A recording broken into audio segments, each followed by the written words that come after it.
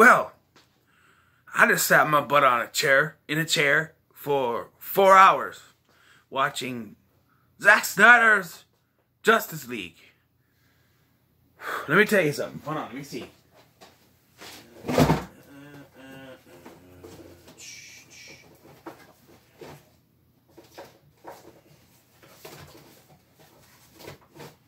This will work.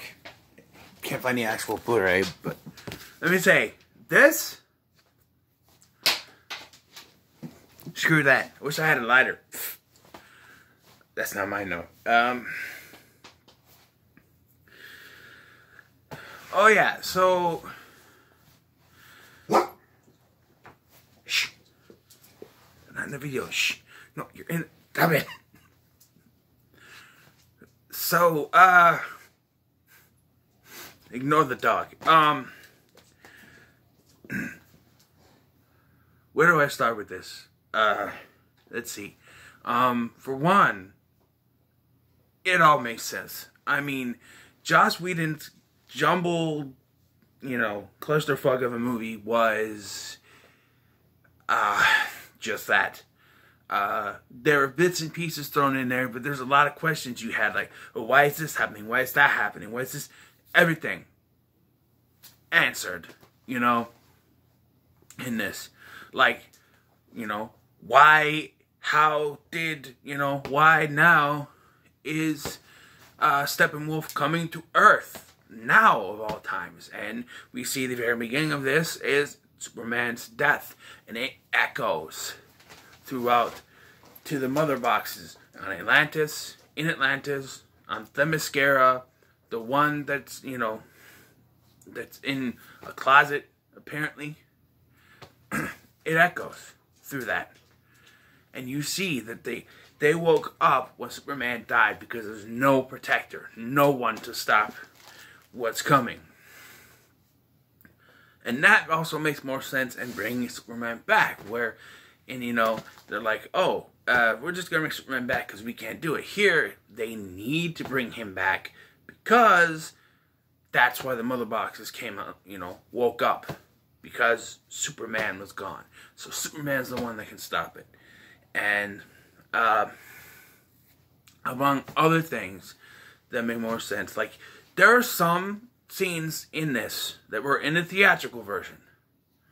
But they left a lot of that out. Like the brunch thing with Barry. People living in Chernobyl, that was completely gone. There was no one there, which makes a lot more sense than just people living in a place that's supposedly, radioactive, even though it's not. I don't know. But they're gone. None of that. None of, moving the truck, nothing. None of that. It gives the Flash purpose. I'm serious. Those of you who did not like this version of the Flash and prefer Grant Gustin, hey, I'm with you. But, I'm a Flash fanatic. I should have worn that instead of Superman. But, they justify him here because it is him who saves the day. Because this whole thing, as you may know from the theatrical cut, it's explained more here, way more here. The mother boxes are being brought together to form the Unity, and then it just destroys everything. And it happens. They get brought together because, Steppenwolf intervenes, and, Cyborg is trying to, get them together, or trying to get in there, and it's just, Barry gets hit with this gun that the Batman has and is using against the other things. Well, the Parademons gets it and shoots Barry with it, and that causes the Unity to form and go out. And then the Flash uses his speed to go through the Speed Force, travel back in time, and stop it from happening. As much as I've seen time travel on the CW Flash, this was done very well. And, done very well. I will say this is where I'm going to do the Snyder criticisms, the Snyderisms, because there is a lot of that. Slow motion stuff. There's a lot of slow motion. It's like it's 4 hours. We got to do a lot of slow motion, but that's a Snyder film. You expect that. I'm going to talk about the score now. The score they had in the theatrical cut was Danny Elfman. And I love Danny Elfman, you know, Beetlejuice, Batman 89, but it didn't work. This was done by a man, I believe, Junkie XL. Much better. It fit the tone. It was much better, and it was fantastic score. Sometimes it was kind of score. Sometimes it was It was fantastic. Fantastic score.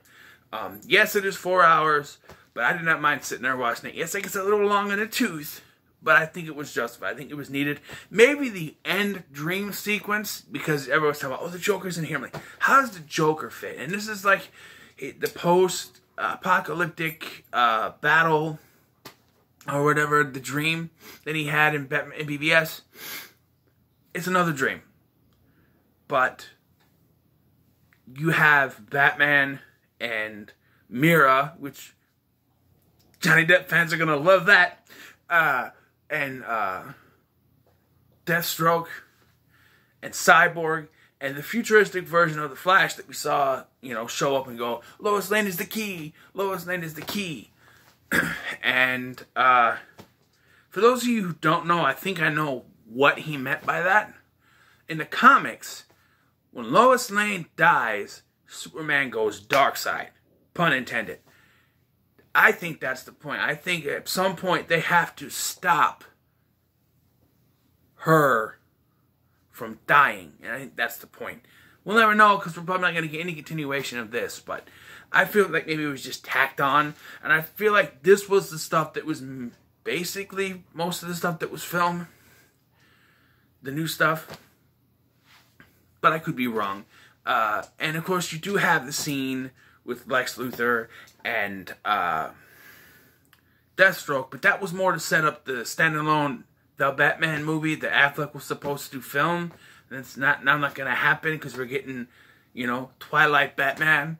But I like this one better. And there are fight scenes. You know, there are some fight scenes in the theatrical version. You know, the attack on Themyscira. This one's extended and it's a lot better. The attack on Atlantis, extended, a lot better. There's the, you know, you get more explanation with when they go to Star Labs. The Star Labs thing with the alien spaceship.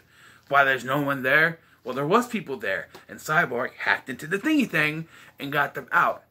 And you see his dad sacrifice himself so that they will be able, he heated it up so they'll be able to find it. And that makes sense how they find him in Chernobyl. So a lot more makes sense. And you see Darkseid. And Darkseid is pretty good. Let me tell you something. The CGI, except for a few things with Cyborg that were a little sketchy, I think it was pretty good. You know, Steppenwolf was 100 times better than he was in the theatrical cut. Darkseid looked good. And you also had Desaad and Granny Goodness there. Granny Goodness didn't really have any words. She sort of stood there. But you knew that something was planned with these characters, and it's not over. And probably the biggest addition to this, and I mean biggest addition, and it's a total what kind of moment, is the addition of the Martian Manhunter, J'onn J'onzz. But here's the kicker. He is portrayed by Harry Lennix. Now, if that actor name sounds familiar, it's because he's already been in the DCEU playing General Swanwick in Man of Steel and Batman v Superman. That's right. J'onn J'onzz was in the DCEU all along. Blew my mind. It blew my mind because, you know, there's that scene in the theatrical cut where she talks to, where Lois talks to Martha, but it's extended here, and you see that it's actually the Martian Manhunter, and then he turns into General Swanwick, and you're like, wait, what? It's, you know, he does show up at the end to talk to Bruce. And, oh, by the way, in that mid-credit, or not mid-credit, in that scene with Luthor and Deathstroke, he does tell Deathstroke that Batman is Bruce Wayne. How he knows that, did he know that in BVS? I don't know. But, yeah.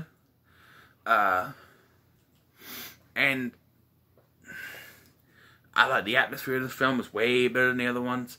And then the other one, there was comedy, but I think it mostly worked. You know, some of the stuff like, you smell good, they're not before, that's in here. But it's not, they're not trying to insert a bunch of comedy like in the theatrical cut. So a bit of comedy every once in a while, especially in a 4-hour runtime. If you went all serious for 4 freaking hours, it'd be kind of boring. So you have a little bit of comedy here and there. And, you know, my man, that's in there. And they still do the fist bump at the end. And when they go to dig up Superman, they're all there except for Batman because he stayed behind with Alfred. And I do like the line where Alfred says, "This is Alfred, I work for him." Kind of funny. And we get this scene from the original trailer where someone shows up and Alfred says, he said you would come. That's Superman in the black suit. And let's discuss that for a second here. So, I've mentioned Superman Doomsday. I will get a review out for it at some point. In that, and I think in the comics as well, the black suit was what kept him alive after Doomsday killed him. He was put in a Kryptonian chamber, and that's what kept him alive. And I was wondering how they were going to handle that. And we see in when before they bring him back, Victor Cyborg sees like a vision of a black suited Superman killing people. Although in the future, in the dream that Batman has, he's wearing the red and blue suit, so it's confusing. So I thought, oh, that's the only black suit we get. Okay, I understand, you know. But no, he chooses to put on a black suit, and I was like, that doesn't make much sense. And I've complained about this before when I looked at the trailer, but the fact that his hair is not scraggly and there's no beard, which, you know, just or some kind of stubble or something, to me, kind of ruins it. But he's wearing the black suit, and even at the end when he does this, it's the black suit underneath.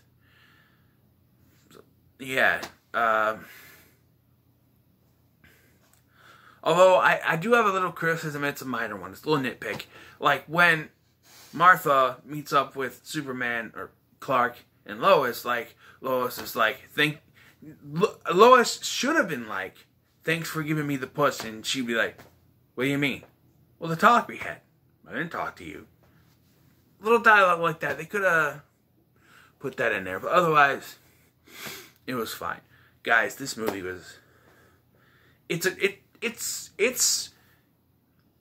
bit of a watch, but I really liked it. Fathom's better than the original, than the theatrical version. That's for sure. What else can I say? There's so much more I can talk about. Like I said, the fight scenes are much better too. You don't have this weird red, yellow hue in the background. It's dark, but you'll like it. And I will mention, it's in full screen, so it's like a cube, but it's still HD. You can tell it's still HD, but it's in full screen. So it's really weird. It still looks good in full screen, and I don't know what conscious decision it was to make it full screen, but it still looks good. I think Zack Snyder did a great job.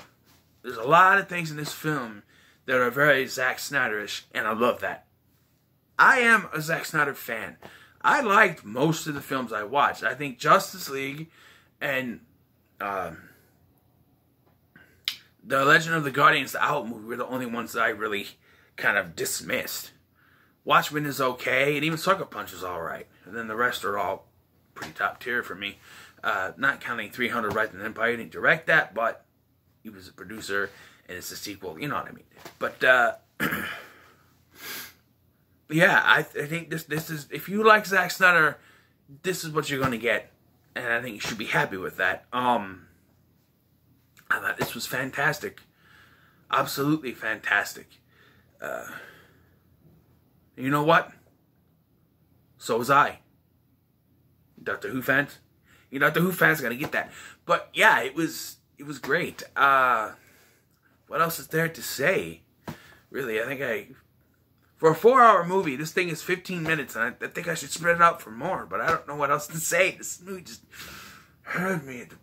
I hope they release a Blu-ray at some point, because I'd buy it. I'd buy it. Mine. Take your entire stock. Well, I'm not going to buy an entire stock. I don't need one, but I'm just saying, if they had a steelbook, I need to change my pants. But anyway, yeah, if you can't tell, I really enjoy this film. And I didn't really, all the hype and everything, I thought I was being built up to be disappointed, but I really enjoyed this. And you know what? I can't give it a perfect score. Should it go to the moon? You know what? Fuck it. Zack Snyder's Justice League is going, Superman now, to the moon! Because I really enjoyed this. Perfect score. I don't know what to say. There were some little criticisms, but they were just that little. Nothing big. It was nitpicky stuff. I loved this. It was absolutely fantastic. After the disappointment that was the original cut of Justice League, this was a breath of fresh air for me, and I loved it. So let me know your thoughts on Zack Snyder's Justice League. Let me know in the comments below. Make sure to like, share, and subscribe. And thank you for watching. I've been Scotty, in a basement, and I'll see you in the next one.